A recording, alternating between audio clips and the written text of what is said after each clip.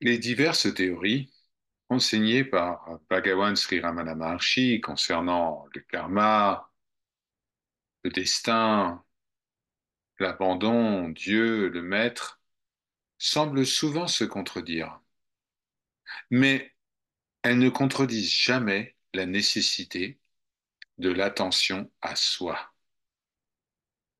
Toutes ces théories ne sont que des indices ou des aides qui nous permettent de nous accrocher, qui nous permettent de nous focaliser sur nous-mêmes. Elles sont chacune adaptées à différentes humeurs de l'esprit. L'attention à soi, Atma Vichara, est la seule théorie infaillible. Toutes les autres théories sont truffées de contradictions. Par conséquent, si, au lieu d'apaiser l'esprit, elles suscitent des doutes, mettez tout cela de côté et recherchez qui pense, qui a ces doutes. L'attention à soi est le seul but de tous les enseignements de Sri Ramana. Il nous a enseigné que seul le soi existe et est réel, et que tout le reste n'est qu'un rêve, un produit de l'imagination. Il a dit, prêtez attention à ce pourquoi vous êtes venus. Nous sommes venus pour connaître notre véritable nature, et non pour apprendre de nombreuses théories. Cependant, une compréhension approfondie de ces enseignements et des théories qu'il a proposées nous permettra de calmer notre esprit dans n'importe quelle situation. Bhagavan Sri Ramana nous a donné un enseignement simple. Votre propre conscience du soi est la seule chose qui est permanente. Par conséquent, investiguez uniquement à ce sujet, prêtez uniquement attention au soi. Bien que cet enseignement soit simple, il est le plus grand de tous les trésors. La grâce. La grâce agit en nous, rappelant constamment le soi. Oublier le soi, c'est-à-dire prêter attention à autre chose, est une misère, alors que se souvenir du soi est la paix, la félicité. Chaque fois que des doutes, des questions ou de nouvelles idées surgissent, demandez-vous si tout cela pourrait surgir pendant votre sommeil. De toute évidence, ce serait impossible. Tout cela est donc extérieur à vous. Par conséquent, oubliez les doutes, les questions, et restez comme vous êtes pendant le sommeil. Le mental est contrôlé efficacement par la seule connaissance. Alors, déracinez toutes les perturbations par un discernement aigu, précis. N'essayez pas de vous fier à un contrôle forcé du mental. Le Seigneur Krishna a dit qu'il s'occupera des besoins de ceux qui ne méditent que sur lui, sans penser à autre chose. Qu'est-ce que cela signifie? Eh bien, cela signifie qu'il est notre véritable soi et rien d'autre que lui. Donc, il ne peut s'occuper que de lui-même. Si nous occupons également de nous-mêmes, sans penser à autre chose, alors où sont les désirs, où sont les besoins?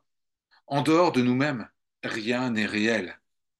Nous devrions donc nous occuper uniquement de cela, du soi.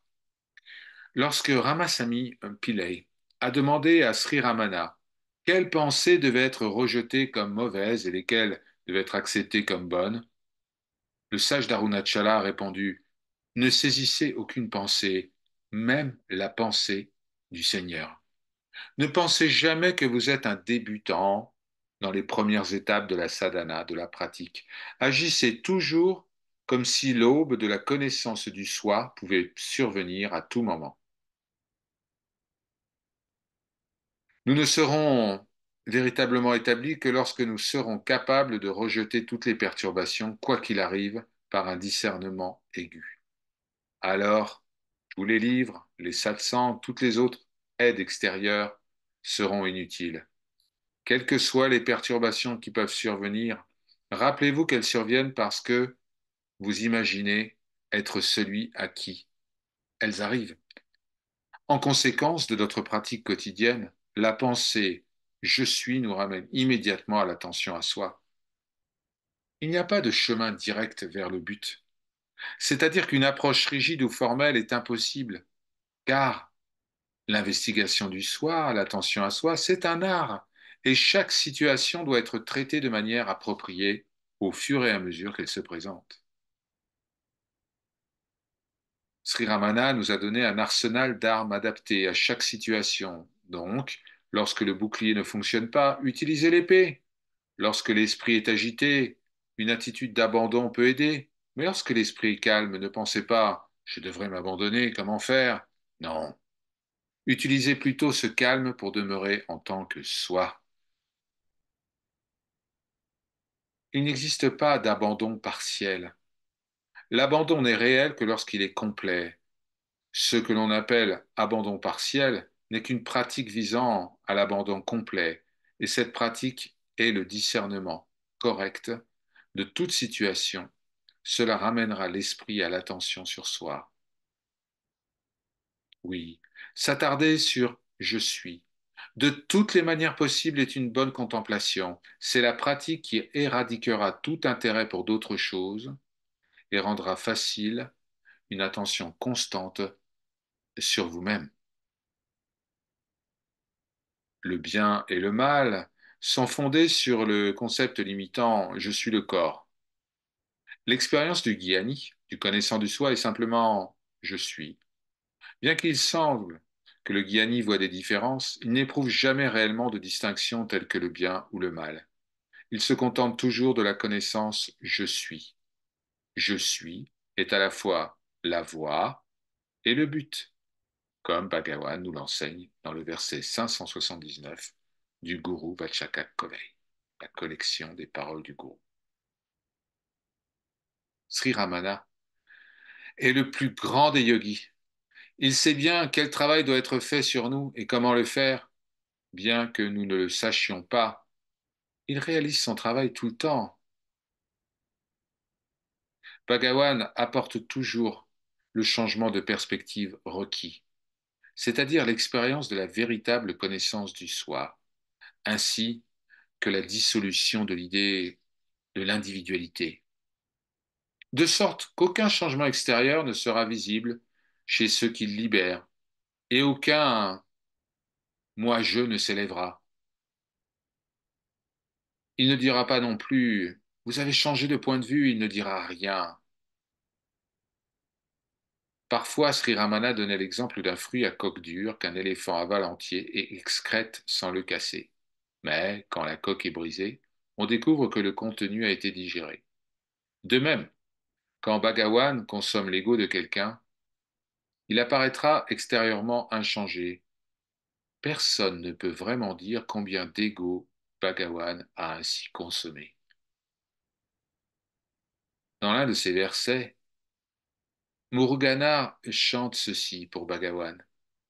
Tu m'as donné mon état naturel, sans me laisser faire l'expérience du Nirvikalpa Samadhi, sans fermer les yeux ou faire une quelconque sadhana.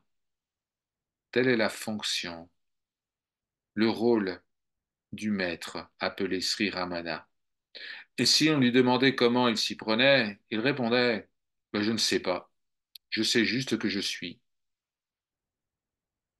Cela peut se comparer au verset 89 du Arunachala Aksharamanamalai, la guirlande nuptiale de lettres pour Arunachala, un grand poème de Sri Ramana.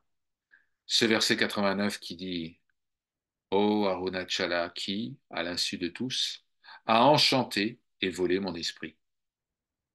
Il n'y a qu'une très fine ligne entre jnana et agyana, entre ignorance et connaissance du soi. Au bon moment, un choc peut permettre de franchir cette ligne et d'avoir ce petit changement très subtil de perspective. Je suis n'est ni à l'intérieur ni à l'extérieur. Attardez-vous sur le fait que je suis est dépourvu de limites. Attardez-vous sur le sentiment d'être. C'est cela le soi, et lui seul existe. La théorie du karma est truffée d'ambiguïtés et d'hypothèses douteuses. Premièrement, elle suppose que l'ego, qui n'existe pas, existe en tant qu'acteur. Et par-dessus cette fausse supposition, elle en accumule une autre, l'existence de Dieu, du karma, des trois types de karma, Dagamya, Sanchita et Prarabdha, de leurs fonctions, etc. Oui, ne doutez pas simplement de la théorie, doutez surtout de votre existence en tant qu'acteur. Le maître travaille directement à travers le mental, mûri d'un aspirant, en utilisant sa propre discrimination pour tourner son attention vers soi. Si un cherchant étudie correctement, Shravana, et réfléchit, Manana, aux paroles du gourou, il comprendra clairement que l'attention à soi est la seule pratique nécessaire et que toutes les autres pratiques sont superflues. Un véritable disciple comprendra que je suis est le gourou. Si le gourou n'était qu'un corps, il disparaîtrait comme il est apparu et serait donc inutile. Rechercher un gourou vivant est absurde, car le gourou vivant deviendra tôt ou tard un gourou mort. Si un aspirant a bien compris les enseignements du maître, il ne cherchera plus le gourou à l'extérieur, car il aura foi que le gourou est toujours présent en lui-même en tant que je suis. Sri Ramana avait l'habitude de dire que le corps du gourou est un voile qui le couvre aux yeux de ses dévots, car il leur cache sa véritable non-forme en tant que soi. Alors, quel avantage ont maintenant les dévots qui ont eu la bénédiction d'être en sa présence physique? Tout ce qu'ils ont maintenant, c'est un souvenir qui n'est pas meilleur qu'un rêve. S'ils pensent fièrement, mais j'ai vu Bhagawan, j'ai vu Sri Ramana, ce n'est qu'une autre occasion pour leur ego de s'élever. Être venu à Bhagawan Sri Ramana est un signe de notre ignorance, mais il supprime cette ignorance en nous permettant de comprendre que sa présence ne se limite pas à un endroit, ici ou là, car seul un existe. Il ne nous permet pas de nous accrocher à quoi que ce soit d'extérieur, mais nous fait discerner et comprendre que seul je suis est éternel, et que le gourou ne peut donc pas être autre chose que cela. Je suis maintenant si imprégné des enseignements de Sri Ramana, si fermement convaincu par eux, que je ne peux m'intéresser sérieusement à aucun autre maître, aucun autre enseignement. Mais ce n'est pas une faute, car une telle conviction est nécessaire. Lorsque Sri Ramana était malade du cancer, j'ai composé 10 versets disant: si vous pouviez former ne serait-ce qu'une seule résolution, pensez à cette créature sans défense qui ne peut rien faire pour elle-même, et ainsi de suite. Lorsque Sri Ramana a lu ces versets, il a souri, et ce sourire m'a montré ma bêtise. Il m'a dit: alors, si ma pensée, mon regard ou mon toucher peuvent vous aider, à combien plus forte raison mon silence le peut-il? Penser, regarder et toucher sont des actions qui nécessitent un corps, mais le silence ne nécessite aucune présence physique. Le silence est l'arme la plus efficace. Donc demander au gourou d'utiliser un autre moyen revient à demander à un général d'utiliser un pied de biche pour ouvrir la porte d'une forteresse, même s'il la bombarde déjà avec des canons puissants, des bombes et toutes les armes les plus élaborées.